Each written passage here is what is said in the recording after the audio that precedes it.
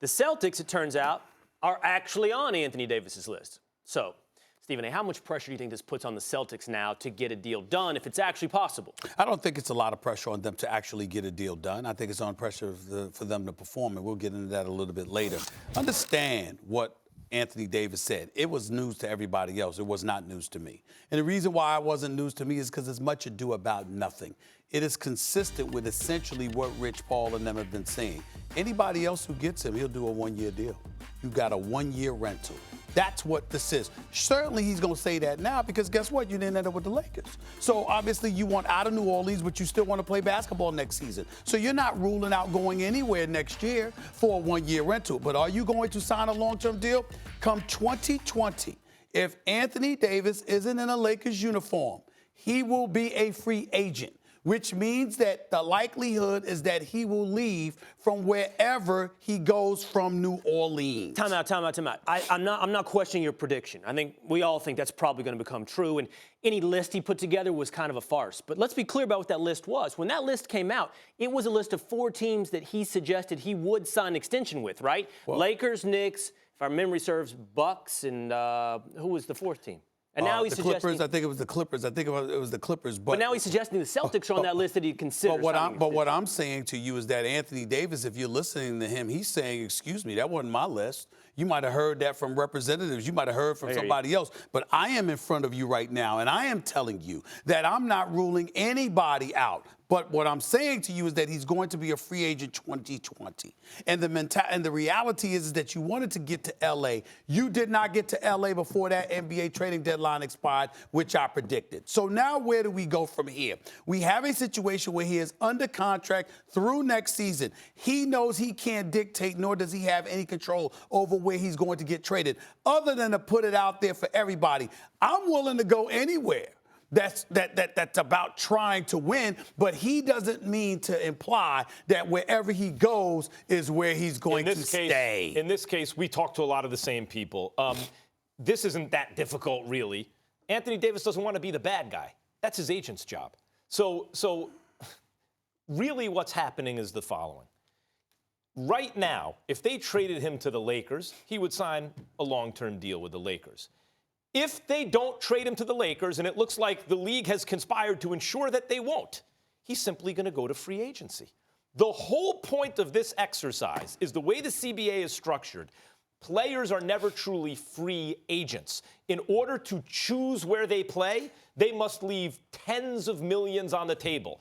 It's hold on, I got a ways to go here. It's $80 million less if you sign a super max than if you sign as a free agent. And it's $30 to $50 million less if you sign a max extension with a team you get traded to, as opposed to a supermax. So the players are saying, look, we know we're never going to be able to sign the full supermax because you're going to have to trade us to a new team and we'll sign a max extension. We're going to lose some money. We'd like not to lose $80 million to choose where we play. We'd like to lose $40 million. In exchange, we're telling you now we're not re-signing. So you can get stuff for us now. If you do that, then we only lose $30 or $40 million when we eventually sign, and you get compensated with players. If not, then you're putting us in a position where in order to sign where we want to sign, we have to lose a ton of money. That's the position Anthony Davis now finds himself. I'll say this. Just imagine that the chronology was reversed. It wouldn't even be an issue.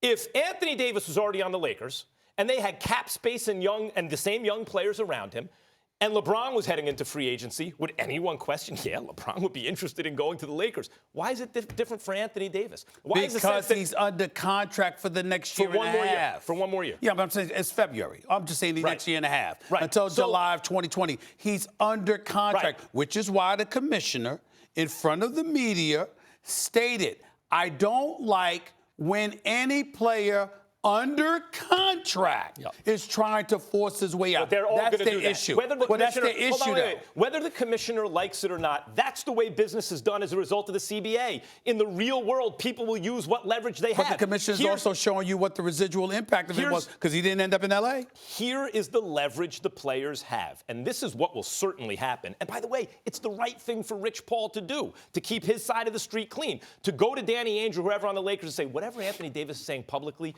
he does not want to re-sign. He's not going to wind up re-signing here. If you think it's a bluff, you think it's a bluff.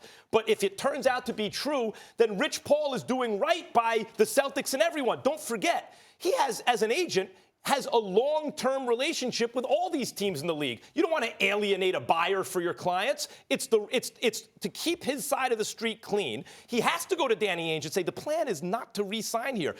Anthony Who's Davis debating that?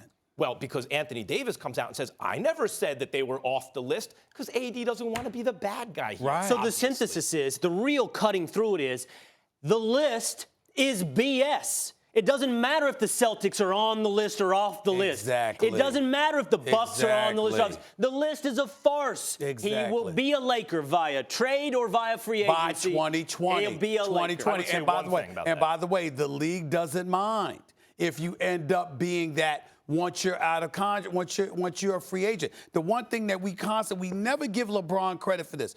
When has LeBron ever demanded a trade? Ever. He's never done it. He's honored his contract. He stayed in Cleveland the first 17 years. He signed a 4-year deal with Miami. He served the 4 years. He committed to 4 years to Cleveland, or 1 year, then 1 year, 2-year deal, whatever. But the point is, he ended up staying for 4 years, and he's never found himself in a situation where he said, I want out while I'm under contract. Right. He's never done that. Let me say one thing about, he's never done let that. me say one thing about the Lakers. Here's the one team I would fear if I were the Lakers. Here's the one team where I might really take a gamble and give up the stuff I got to get AD and think I could keep him there. And that's the Clippers. Yes, because the I Clippers agree. are run very well. They're in Los Angeles, and as much as people are like that's the little kid brand. That's not the big boy brand in LA. Well, I'll tell you what, if you get AD and you're well run and you have room for other free agents, all of a sudden they could turn into the big boy brand in LA. That's the one team that I'd be scared of if I were the Lakers.